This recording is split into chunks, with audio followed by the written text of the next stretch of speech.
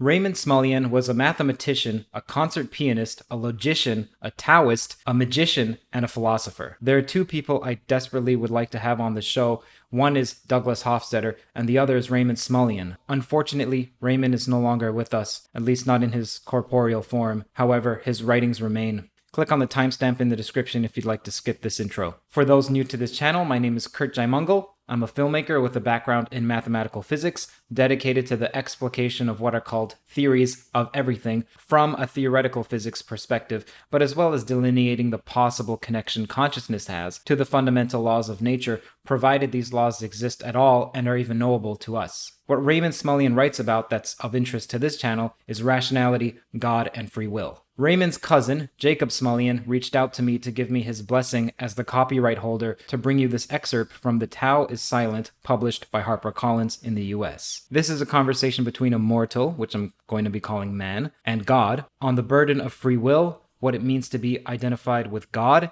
and what the laws of nature mean. It evokes the same feelings of playful awe on the most profound aspects of life that Gödel Escher Bach elicits. Now that's one heck of an achievement. So I'd like to dedicate this episode to Raymond Smullyan. Thank you for what you've done, man. If you enjoy witnessing and engaging in conversation on the topics of psychology, physics, consciousness, and so on, then check the description for an invitation to the Discord and the Theories of Everything subreddit. There's also a link to the Patreon, that is patreon.com/CurtJaimungal, Curt Jaimungal, if you'd like to support this podcast, as the patrons and the sponsors are the only reason I'm able to do this full time. It would be near impossible, at least for me, to have conversations on loop quantum gravity, non-dualism, consciousness, even geometric unity with any sort of fidelity, if not for your support. Thank you, and that link again is patreon.com/CurtJaimungal. With regard to sponsors, there are two. Algo is an end-to-end supply chain optimization software company with software that helps business users optimize sales and operations, planning to avoid stockouts, reduce returns and inventory write-downs, while reducing inventory investment. It's a supply chain AI that drives smart ROI, headed by a bright individual by the name of Amjad Hussain, who's been a huge supporter of this podcast since near its inception. The second sponsor is Brilliant. Brilliant illuminates the soul of mathematics, science, and engineering through bite-sized interactive learning experiences that explore the laws that shape our world. It elevates math and science from something to be feared to a delightful experience of guided discovery. You can even learn group theory, which is what's being referenced when people say that the standard model is based upon U1 cross SU2 cross SU3. Those are technically called Lie groups. Visit brilliant.org/TOE, T-O-E, for free and get 20% off the annual subscription. I recommend that you don't stop before 4 lessons, and I think you'll be greatly surprised at the ease at which you can now comprehend subjects that you previously had difficulty grokking. Thank you, and enjoy this excerpt called God A Taoist by Raymond Smullyan. I'll do my best to preface my commentary with the word commentary, because if you're viewing this on YouTube, it's probably obvious when I'm commenting, just based on my body language and intonation, but I realize that it's equivocal for those who are on the audio platforms. I also know that the word Taoist is pronounced Taoist, but for whatever reason that feels disingenuous to me saying it. It feels affected on my part. Let's get to it. Man says, "And therefore, O God, I pray thee, if thou hast 1 ounce of mercy for this thy suffering creature, absolve me of having to have free will." God says, "You reject the greatest gift I've given thee. Man, how can I call that which has been forced onto me a gift? I have free will, but not of my own free will, not of my own choice. I have never thus freely chosen to have free will. I have to have free will, whether I like it or not." God, why would you wish to not have free will? Man, because free will means moral responsibility, and moral responsibility is more than I can bear. Commentary. Some people are burdened by guilt. Guilt that they haven't achieved what they should. Guilt that they've done horrible acts in the past that they think they shouldn't have.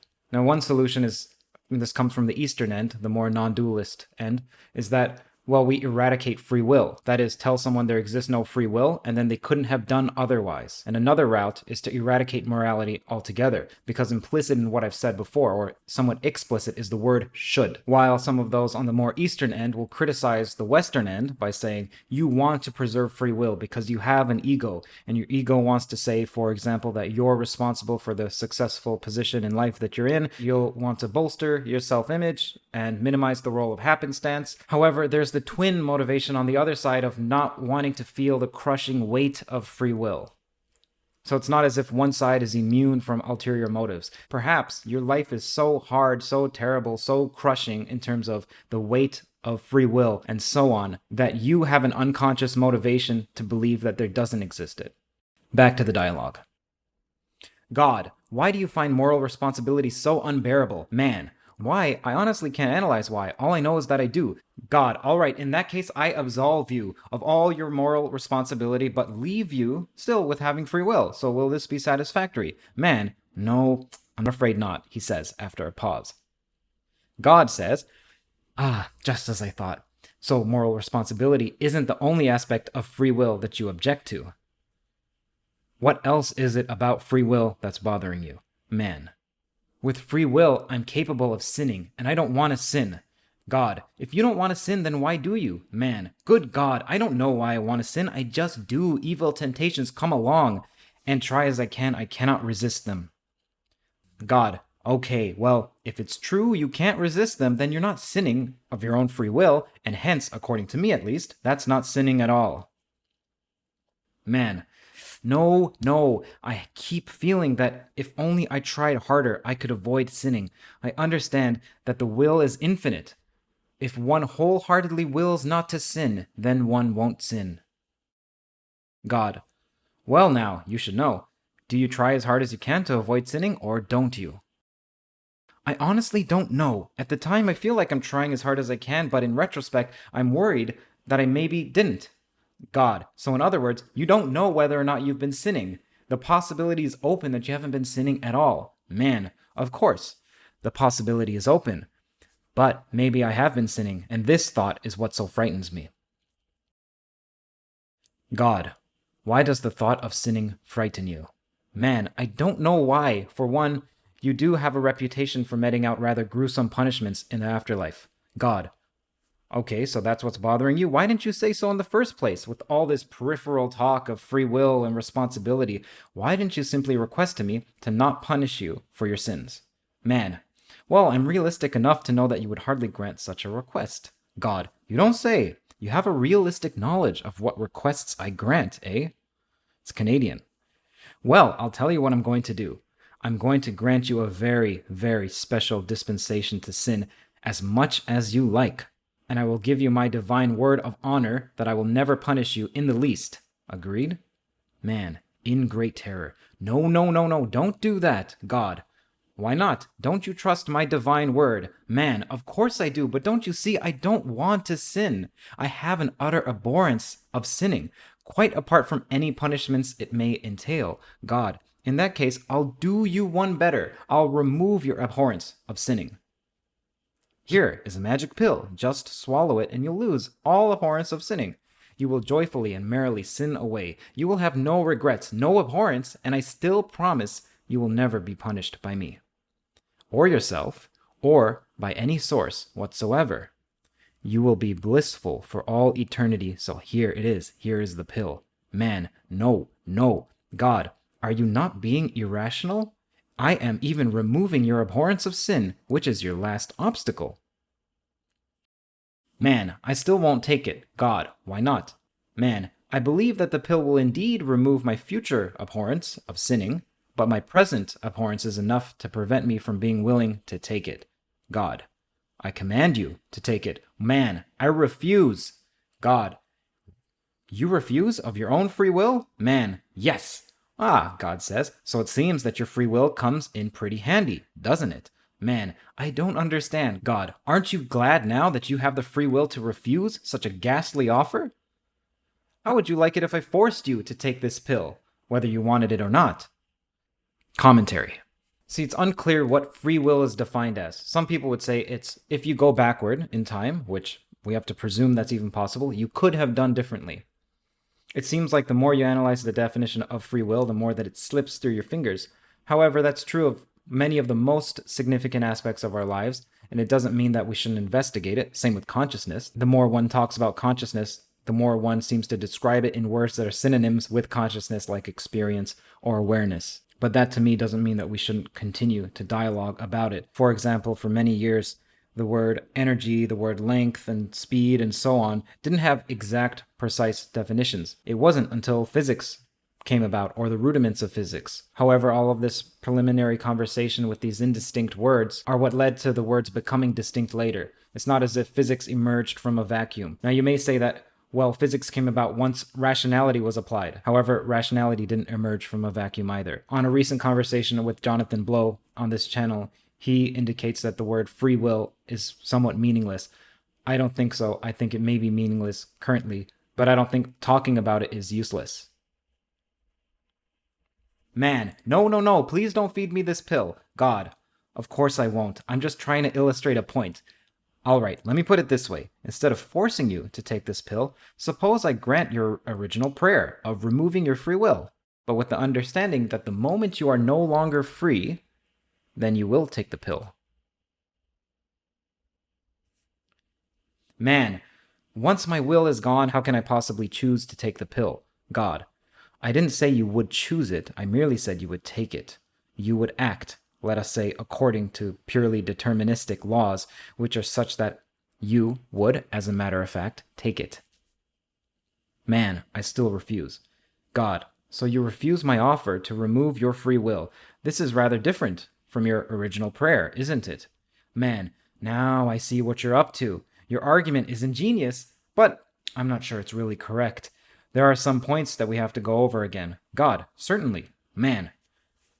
There are two things you said which seem contradictory to me. First, you said that one cannot sin unless one does so of one's own free will. But then you said you can give me a pill that would deprive me of my free will, and then I could sin as much as I like. However, if I had no free will, according to your first statement, how could I possibly be capable of sinning? God, you are confusing two separate parts of our conversation. I never said the pill would deprive you of free will, but only that it would remove your abhorrence of sinning. Man, I'm a bit confused. God, all right, then let's make a fresh start. Suppose I agree to remove your free will, but with the understanding that you will then commit an enormous number of acts which you now regard as sinful. Technically speaking, you will not then be sinning, since you will not be doing these acts of your own free will. And these acts carry no moral responsibility, no moral culpability, nor any punishment whatsoever. Nevertheless, these acts will all be of the type which you presently regard as sinful. They will all have this quality which you presently feel as abhorrent. But your abhorrence will disappear. So you will not then feel abhorrence toward the acts. Man, no, but I have a present abhorrence toward the acts. And this present abhorrence is sufficient to prevent me from accepting your proposal, God. God says, okay, let me get this absolutely straight. I take it you no longer wish for me to remove your free will. Man reluctantly says, no, I guess not. God, all right, I agree not to, but I'm still not exactly clear as to why you no longer wish to get rid of your free will, so please tell me again. Man, because, as you've told me, without free will, I would sin even more than I do now. God, but I've already told you that without free will, you cannot sin. Man, but if I choose now to get rid of my free will, then all my subsequent evil actions will not be sins, not of the future, but of the present moment in which I choose not to have free will. God, sounds like you're pretty badly trapped, doesn't it? Man, of course I'm trapped. You've placed this hideous double blind on me. Now whatever I do is wrong. If I retain free will, I will continue to sin. If I abandon my free will, with your help, of course, I will now be sinning in doing so. God, but by the same token, you place me in a double bind. I am willing to leave you with free will or to remove it as you choose, but neither alternative satisfies you. I wish to help you, but it seems like I cannot. Man, true, God, but since it's not my fault, why are you still angry with me? Man, for having placed me in such a horrible predicament in the first place. Commentary. In the video that I have with Leo Gura, I talk about atheists and how it doesn't seem like atheists disbelieve in God necessarily. It seems like they, in fact, dislike God, or dislike God if God were to exist. Because, in their mind, if God was to exist, what kind of God would allow the torturing of a child or animals, or the raping of mothers in front of their children, and live vivisections on thousands of people, if not tens of thousands, if not worse and worse and worse? You can see this with the problem of evil. In some ways, I analogize this to thinking that one knows better than God, because the problem of evil, let's say to call it the problem of evil, implies that you believe you have a better understanding of what good is than God himself. It implies that your current knowledge is sufficient enough for you to make an authoritative determination to say what is good and what is evil. All of this is to say, while it may be obvious to many people, it's not obvious to me exactly what the difference is between disbelieving in God and despising God. Getting back to the conversation. God. Okay, it sounds like you're pretty badly trapped, doesn't it? Man, you've placed me in this horrible predicament in the first place. God. But according to you, there's nothing satisfactory I could have done. Man, you mean there's nothing satisfactory you can do now? That doesn't mean there's nothing you could have done. God. Why? What could I have done? Man, obviously you should never have given me free will in the first place. Now that you've given it to me, it is too late. Anything I do will be bad, but you should never have given it to me in the first place. God. Why would it be better for me to have never given you free will? Man. Because then I would never have been capable of sinning. God. Well, I'm always glad to learn from my mistakes. Man. What? God. I know that sounds sort of self-blasphemous, doesn't it? It almost involves a logical paradox. On the one hand, as you've been taught, it is morally wrong for any sentient being to claim that I am capable of making mistakes. On the other hand, I have the right to do anything. But I'm also a sentient being. So the question is, do I, or do I not, have the right to claim that I'm capable of making mistakes? Commentary. There are some philosophers who think that God is incapable of making a logical contradiction, which means that logic is imposed upon God, which implies constraints on God that are not God, unless you want to make an equivalence between God and logic, which some do. Logos is the root of logic. There's also the school of thought that it's not blasphemous to think that God can't do a logical contradiction. It's not as if this is a settled debate. Getting back to the text. Man, that is a bad joke. One of your premises is simply false. I have not been taught that it is wrong for any sentient being to doubt your omniscience, but only for a mortal to doubt it. But since you're not mortal, then you're obviously free from this injunction. God. Good, so you realize this on a rational level. Nevertheless, you did appear shocked when I said, I'm glad to learn from my mistakes. Man, of course I was shocked. I was shocked not by your self-blasphemous behavior, as you jokingly called it, not by the fact that you had no right to say it, but just by the fact that you did say it, since I've been taught that as a matter of fact, you don't make mistakes. So, I was amazed that you claim it's possible for you to make mistakes. God, I have not claimed that it's possible. All I am saying is that if I were to make mistakes, I will be happy to learn from them. But this says nothing about whether the if has or ever can be realized. Man, stop quibbling about this point. Do you or do you not admit that it was a mistake to have given me free will? God, well now, this is precisely what I want to propose we should investigate. Let me review your present predicament. You don't want to have free will, because with free will, you can sin, and you don't want to sin. On the other hand, if you agreed to give up free will, then you would now be responsible for the acts of the future.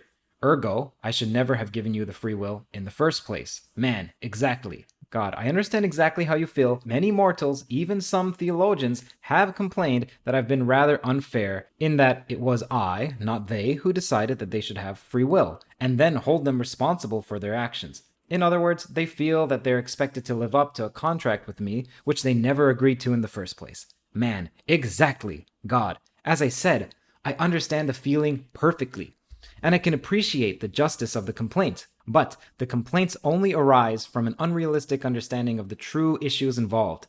I am about to enlighten you as to what these are, and I think the results will surprise you. But instead of telling you outright, I shall continue to use the Socratic method. To repeat, you regret that I've ever given you free will. I claim that when you see the true ramifications, you will no longer have this regret. To prove my point, I'll tell you what I'm going to do. I am about to create a new universe, a new space-time continuum. In this new universe, you will be born a man, a mortal, just like you. For all practical purposes, we may say you are being reborn. Now, I can give this new mortal, this new you, free will or not. What would you like me to do? Man, in great relief, says, okay, please spare him of having the free will. God, all right, I'll do as you say. But you do realize that this new you without free will commit all sorts of horrible acts. Man, but they will not be sins, since he will have no free will. God, whether you call them sins or not, the fact remains that they will be horrible acts, in the sense that they will cause great pain to many sentient beings. Man, after a long pause, good God, you have trapped me again. Always the same game. If I now give you the go-ahead to create this new creature with no free will, who will nevertheless commit atrocious acts, then true enough, he will not be sinning, but I will be the sinner to sanction this. God, in that case, I'll do you one better. Here, I have already decided whether to create this new you, this reborn you, with free will or not. Now, I am writing my decision on this piece of paper. I shall not show you this paper until later. But my decision is now made, absolutely and irrevocably. There is nothing you can do. Nothing you can do to alter it. You have no responsibility in this matter. Now, which way do you hope? I have decided. Remember now, the responsibility for the decision falls entirely on my shoulders, not yours. So, you can tell me, perfectly honestly, without any fear, which way do you hope? I have decided. Man says, after a very long pause. I hope you have decided to give him free will. God, most interesting. I have removed your last obstacle. If I do not give him free will, there is no sin to be imputed to anybody. So why do you hope that I give him free will? Man, because sin or no sin, the important point is that if you do not give him free will, then, at least according to what you said, he will go around hurting people. And I don't want to see people hurt. God, with an infinite sigh of relief. At last you see the real point. Man, what point is that? God, that sinning is not the real issue. The important thing is that other sentient beings do not get hurt. Man, you sound like a utilitarian. God, I am a utilitarian. Man, what? God, what's or no what's, I am a utilitarian. Not a Unitarian, mind you, but a utilitarian. Man, I just can't believe that. God, yes, I know. Your religious training has taught you otherwise. You've probably thought of me more like a Kantian, in the sense of Immanuel Kant, than a utilitarian, but your training was simply wrong. Man, you leave me speechless. God, I leave you speechless, do I? Well, that's perhaps not too bad of a thing. You have a tendency to speak too much, as it is. Seriously, though, why do you think I ever gave you free will in the first place? Man, why did you? I never thought much about why you did it. All I've been arguing is that you shouldn't have. But why did you? I guess all I can think of is the religious explanation. Without free will, one is not capable of meriting either salvation or damnation. So, without free will, one cannot earn the right to eternal life. God says, most interesting, I have eternal life. Do you think I have done anything to merit that eternal life? Man, of course not, but with you it's different.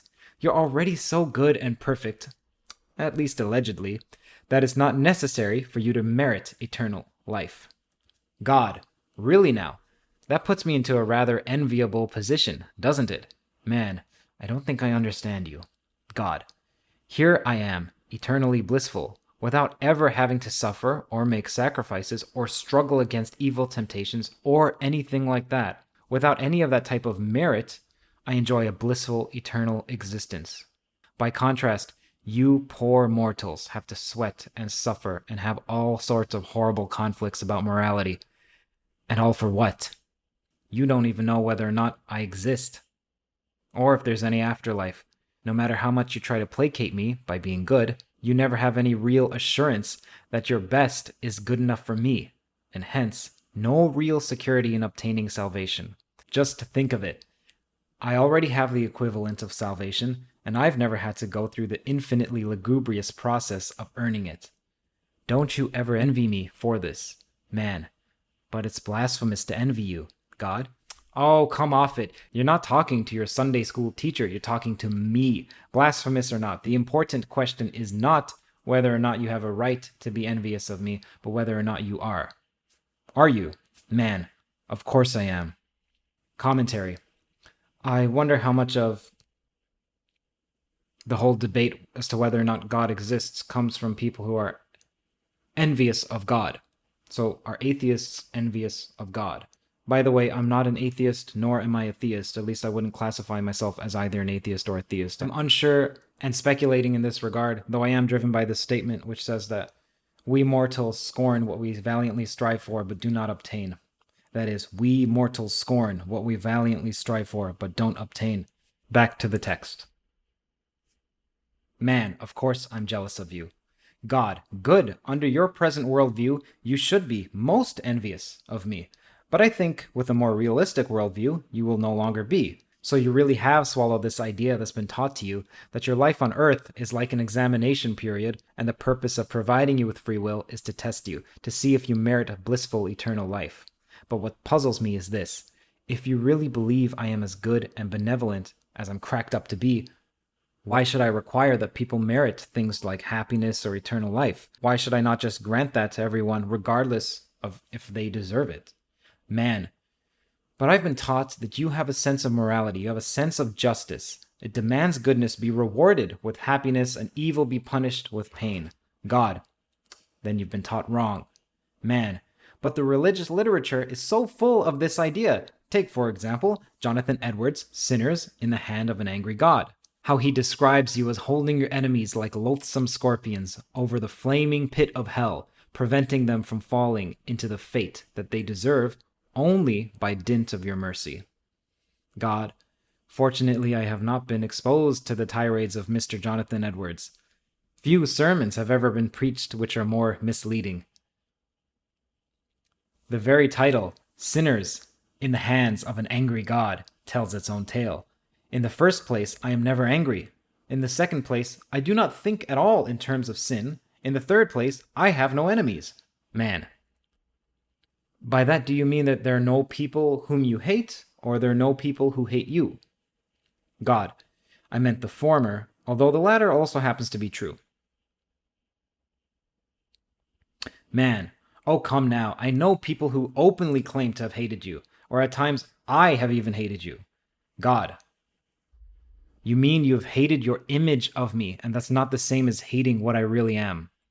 Man, are you saying that it's not wrong to hate a false conception of you, but it is wrong to hate you as you really are? God, no, I'm not saying that at all. What I am saying is far more drastic. What I'm saying has absolutely nothing with right or wrong. What I'm saying is that one who knows me for what I truly am will find it psychologically impossible to hate me. Commentary. Tyler Goodstein made this point. His channel is linked in the description.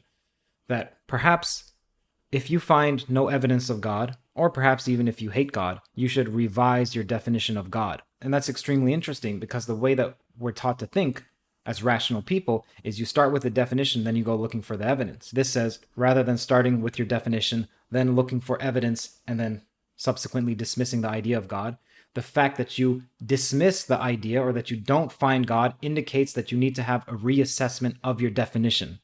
Well, I find that extremely interesting. Back to the text. To recapitulate, God, what I am saying is that if one knows me for what I truly am, one would find it psychologically impossible to hate me. Man, tell me, since we mortals seem to have such an erroneous view about your real nature, why don't you enlighten us? Why don't you guide us the right way? God, what makes you think I'm not? Man, I mean, why don't you appear to our very senses and simply tell us that we're wrong? God, are you really so naive as to believe that I am the sort of being which can appear to your senses? It would be more correct to say that I am your senses. Man, who's astonished, says, You are my senses? God, not quite. I am more than that. But it comes closer to the truth than that I am perceivable to your senses. I am not an object. Like you, I am a subject. I am a subject that can perceive, but cannot be perceived. You can no more see me than you can see your own thoughts. You can see an apple, but the event of you seeing an apple is itself not seeable, and I am far more like the seeing of an apple than I am like the apple itself. Man, if I cannot see you, how do I know you exist? God, good question. How in fact do you know I exist? Man, well, I am talking to you, am I not? God, how do you know that you're talking to me? Let's suppose you told your psychiatrist, yesterday I talked to God. What do you think that psychiatrist would say? What do you think they would say? Man, well, that might depend on the psychiatrist. Most of them are atheistic, so I guess they would tell me I'm simply talking to myself. God, and they would be right. Man, you mean you don't exist? God, you have the strangest faculty of drawing false conclusions. Just because you are talking to yourself, it follows that I don't exist? Man, well, if I think I'm talking to you, but I in fact am talking to myself, then in what sense do you exist, God? God, your question is based on two fallacies plus a confusion. The question of whether or not you're now talking to me, and the question of whether or not you and I are totally separate. Even if you are not now talking to me, which obviously you are, it still wouldn't mean that I don't exist. Man, well, all right, of course. So instead of saying, if I am talking to myself, then you don't exist, I should have rather said, if I am talking to myself, then I obviously am not talking to you. God, that's a very different statement indeed, but still false. Man, oh come on, if I'm only talking to myself, how can I be talking to you? God, your use of the word only is quite misleading. I can suggest several logical possibilities under which you talking to yourself doesn't imply that you're not talking to me. Man, suggest just one. God, well, obviously one such possibility is that you and I are identical. Man, that's such a blasphemous thought. At least it would be, had I uttered it. God, yes, according to some religions, though according to others, it's plain, simple, immediately perceived as the truth. Man. So the only way out of my dilemma is to believe that you and I are identical. God, not at all. This is only one way out. There are several others. For example, it may be that you're a part of me, in which case you may be talking to the part of me, which is you. Or it may be I'm a part of you, in which case you may be talking to that part of you, which is me. Or, again, you and I might partially overlap, in which case you may be talking to the intersection, and hence talking to both you and to me. The only way you're talking to yourself might seem to imply that you're not talking to me is if you and I were totally disjoint, and even then, you could conceivably be talking to both of us. Man, so you claim you do exist. God, not at all. Again, you draw false conclusions. The question of my existence has not even come up. All I have said is from the fact that you are talking to yourself, one cannot possibly infer my non-existence, let alone the weaker fact that you are not talking to me. Man, all right, I'll grant you your point, but what I really want to know is, do you exist? God, what a strange question. Man, why? Men have been asking this for countless millennia. God, I know that the question itself is not strange. What I mean is that it's strange of you to ask that of me. Man, why? God, because I'm the very one whose existence you doubt. I perfectly well understand your anxiety. You are worried that your present experience with me is a mere hallucination, but how can you possibly expect to obtain reliable information from a being about that being's existence when you suspect the non-existence of that very same being? Man. So you won't tell me whether or not you exist. God, I am not being willful. I am merely wishing to point out to you that no one could possibly give you an answer that would satisfy you. All right, suppose I said, no, I don't exist. Well, what would that prove? Absolutely nothing. Or perhaps I said, yes, I do exist. Would that convince you? Of course not. Man says, well, if you can't tell me whether or not you exist, then who possibly can? God, that is something that no one can tell you. It is something which only you can find out for yourself. Man, how do I go about finding this out for myself? God, That also no one can tell you. This is another thing you will have to find out for yourself. Commentary. About this channel, the name is Theories of Everything, which is an audacious goal to explain everything. Well, firstly, there are many different interpretations of what it means to be a theory of everything. One is physics, one is a reductionist account to explain all phenomenon, which sounds like a physics term, but it depends if you think physics is the be-all and end-all. But I think a better way to understand this channel is to think of it in terms of an exploration or a search for the answers to large mysteries, as well as what those mysteries are. The reason I say that last point is because it's not clear exactly what consciousness is. We still need a refined definition. It's not clear you can even define it because some people think that consciousness is the same as all. And so to define means to delimit, and you can't limit all. Back to the text. Man. So there's no way you can help me find out whether or not you exist, or how to find out whether or not you exist? God, I didn't say that. I said there's no way I can tell you, but that doesn't mean there's no way I can help you. Man, in what manner, then, can you help me?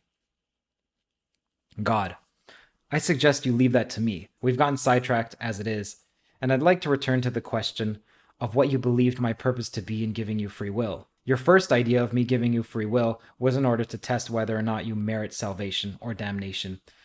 But that idea is quite hideous to me. You cannot think of any nicer reason, any more humane reason why I gave you free will? Man, well, I once asked this question of an Orthodox rabbi. He told me that the way we're constituted is that it's simply not impossible for us to enjoy salvation unless we've earned it, and to earn it, we of course need free will. God. That explanation is indeed much nicer than the former, but it's still far from correct. According to Orthodox Judaism, I created angels, and they have no free will. They are an actual sight of me, and so are completely attracted to my goodness, such that they never even have the slightest temptation toward evil. They really have no choice in the matter, yet they're eternally happy, even though they've never earned it. So if your rabbi's explanation was correct, why wouldn't I have simply created angels rather than mortals? Man. Beats me, why didn't you? God. Because the explanation is simply not correct. In the first place, I've never created any ready-made angels. All sentient beings ultimately approach the state that we might call angelhood. But just as the race of human beings, or the species of human beings, is in a certain stage of biological evolution, so angels are simply the end result of a process of cosmic evolution. The only difference between the so-called saint and the so-called sinner is that the former is vastly older than the latter. Unfortunately, it takes countless life cycles to learn what is perhaps the most important fact of the universe. Evil is simply painful. All the arguments of the moralists, all the alleged reasons why people should or shouldn't commit evil acts, simply pale into insignificance in light of this one basic truth, that evil is suffering. No, my dear friend, I am not a moralist. I am wholly a utilitarian. That I'm conceived in the role of a moralist is one of the great tragedies of the human race. My role in the scheme of things, if one can use this misleading expression, is neither to punish nor reward, but to aid the process by which all sentient beings achieve ultimate perfection. Man. Why did you say your expression is misleading? God. What I said was misleading in two respects. Firstly, it's inaccurate to speak of my role in the scheme of things. I am the scheme of things. Secondly, it's equally misleading to speak of my aiding the process of sentient beings attaining enlightenment. I am the process. The ancient Taoists were quite close when they said of me, whom they called the Tao, that I do not do things, yet through me all things get done. In more modern terms, I am not the cause of a cosmic process. I am the cosmic process itself. I think the most accurate and fruitful definition of me which man can frame, at least in his present state of evolution, is that I am the very process of enlightenment. Those who wish to think of the devil, although I wish they wouldn't, might analogously define him as the unfortunate length of time that process takes. In this sense, the devil is necessary. The process simply does take an inordinate amount of time, and there's absolutely nothing I can do about that. But I assure you, once that process is more correctly understood, the painful length of time will no longer be regarded as an essential limitation or an evil. It will simply be seen as the very essence of the process itself. I know this is not completely consoling to you who are now in the finite sea of suffering, but the amazing thing is that once you grasp this fundamental attitude, your very finite suffering will begin to diminish, ultimately to the vanishing point. Man, yes, I've been told this, and I tend to believe it. But suppose I personally succeed in seeing things through your eternal eyes. Then I will be happier. But don't I have a duty to others? God, laughing. You remind me of the Mahayana Buddhists. Each one says, I will never enter nirvana until I see that every other sentient being does so. So each one waits until the other fellow goes first. No wonder it takes them so long. The Hinayana Buddhists err in a different direction. They believe that no one can be of the slightest help to others in obtaining salvation. Each one has to do it entirely by themselves. And so each one tries for their own salvation, but this detached attitude makes salvation impossible. The truth of the matter is that salvation is partially an individual and partly a social process. But it is a grave mistake to believe, as do many Mahayana Buddhists, that the attaining of enlightenment puts one out of commission, so to speak, for helping others. The best way of helping others is by first seeing the light oneself. Man. There is one thing about your self-description which is somewhat disturbing. You describe yourself essentially as a process. This puts you in such an impersonal light, and so many people have a need for a personal God. God. So just because they need a personal God, it follows that I am one? Man, of course not. But to be acceptable to a mortal, a religion must satisfy his needs. God, I realize that. But this so-called personality of a being is really more in the eyes of the beholder than in the being itself. The controversies which have raged about whether or not I am a personal or an impersonal being are rather silly because neither side is right or wrong. From one point of view, I'm personal. From another, I'm not. It's the same with a human being. A creature from another planet may look at that human purely impersonally, as a mere collection of particles according to which they act strictly to prescribed physical law. That alien may have no more feeling for the personality of the human than the average human does for an ant, yet the ant has just as much an individual personality as a human to beings like myself who really know the ant. To look at something impersonally is no more correct or incorrect than to look at it personally. But in general, the better you get to know something, the more personal it becomes. To illustrate my point, do you think of me as a personal or an impersonal being? Man, well, I am talking to you, am I not? God, exactly. Now, from that point of view, your attitude toward me might be described as a personal one. And yet, from another point of view, no less valid, I can also be looked at impersonally. Man, but if you're really such an abstract thing as a process, I don't see how I can make sense of what it means to talk to a mere process. God, I love how you say the word mere. You might as well just say you're living in a mere universe. Also, why must everything one does make sense? Does it make sense to talk to a tree? Man, of course not. God. And yet many children and primitives do just that. Man, well, I'm neither a child nor a primitive. God, I realize that, unfortunately. Man, why unfortunately? God, because many children and primitives have a primal intuition which the likes of you have lost. Frankly, I think it would do you a lot of good to talk to a tree every once in a while, even more good than talking to me. But we do seem to be getting sidetracked. Let's get back to why I gave you free will. Man, I have been thinking about this all the while. God, you mean you haven't been paying attention during a conversation? Man, of course I have, but all the while, on another level, I have been thinking about why did you give me free will? God, okay, have you come to a conclusion? Man, well, you say that the reason is not to test our worthiness, and you disclaimed that the reason is that we need to feel that we merit some things in order to enjoy them, and you claim to be a utilitarian. Most significant of all, you also appeared so delighted when I came to the sudden realization that it is not sinning in itself which is bad, but the suffering which it causes. God, well, of course. What else could be conceivably bad about sinning? Man, all right, you know that, now I know that. But all my life, I unfortunately have been under the influence of moralists who hold sinning to be bad in itself. Anyway, putting all these pieces together, it occurs to me that the only reason you gave free will is because of your belief that with free will, people will tend to hurt each other and themselves less than without free will. God. Bravo! That is by far the best reason you have yet given. I can assure you that had I chosen to give you free will, that would have been my very reason for doing so. Man, what? You're saying that you did not choose to give me free will?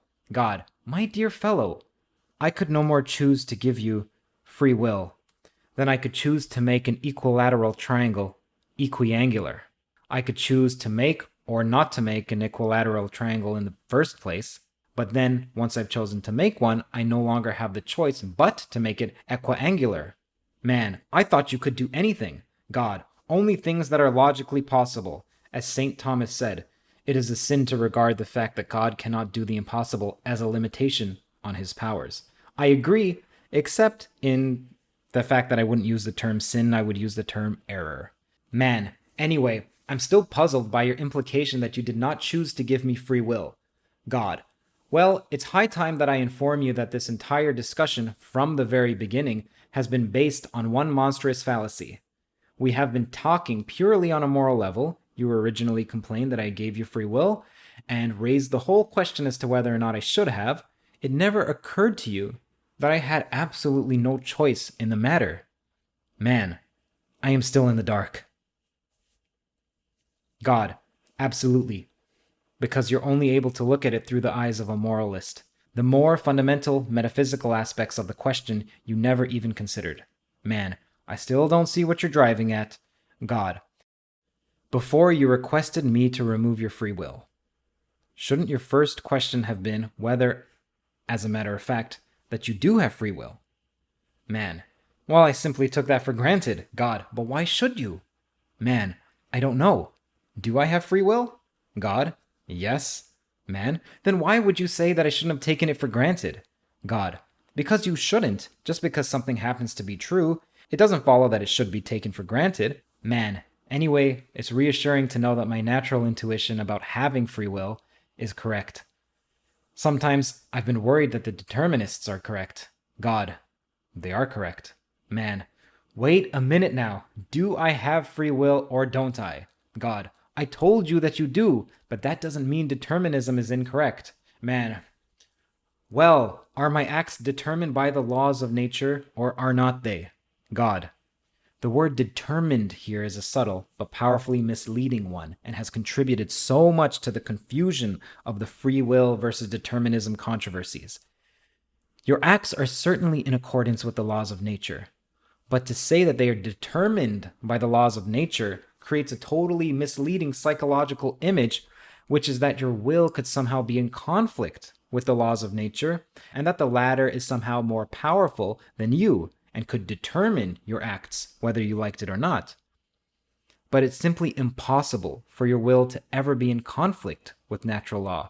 You and natural law are really one and the same. Man, what do you mean that I cannot conflict with nature?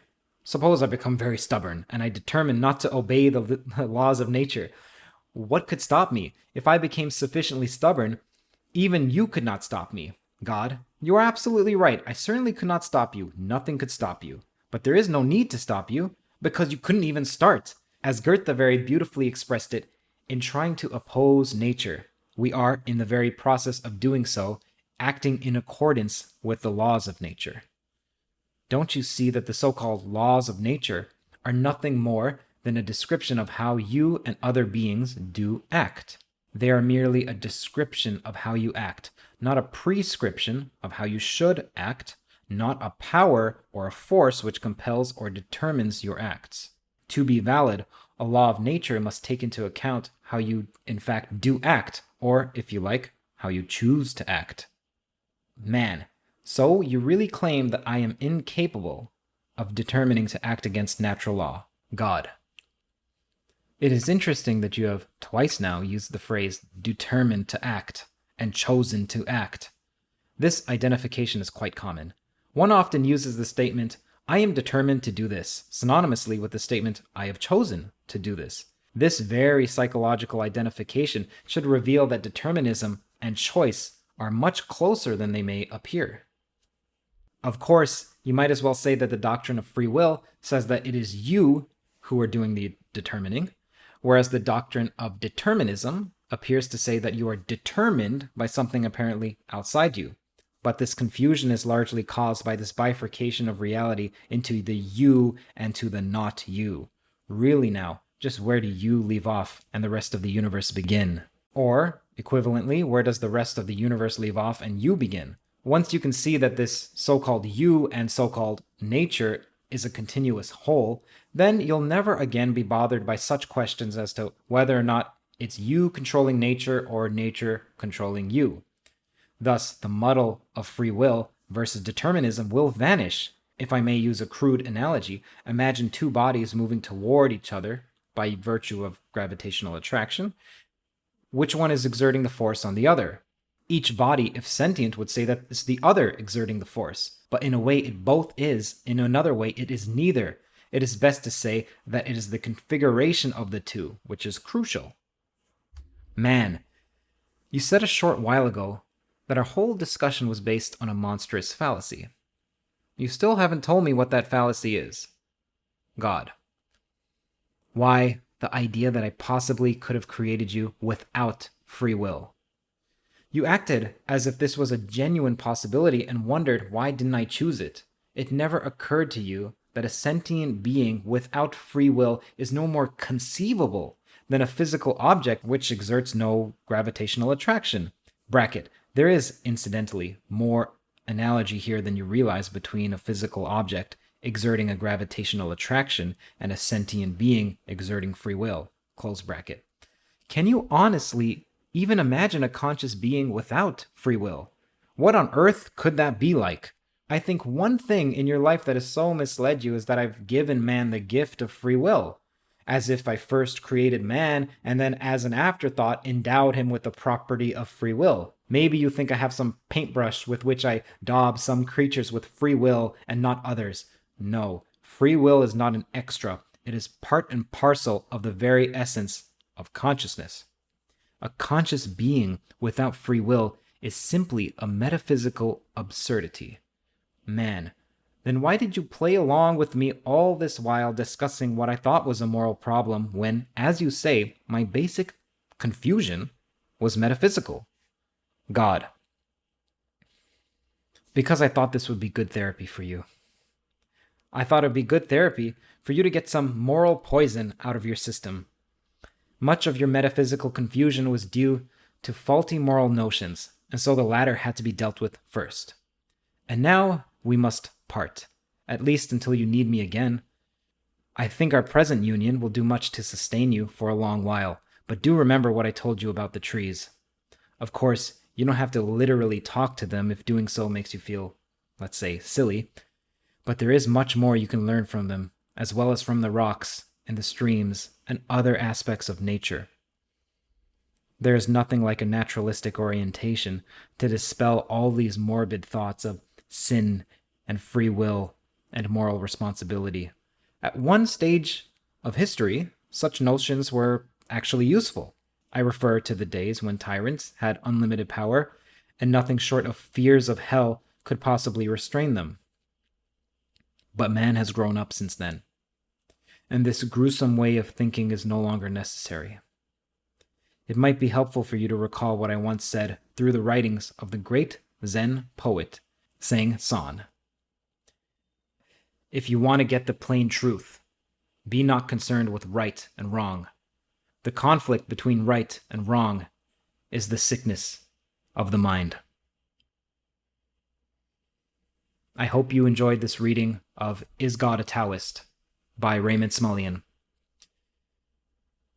If you'd like to hear more commentary like this, /readings, more conversations like this, though I tend to have conversations with people rather than reading them, then please do consider going to patreon.com/Curt Jaimungal.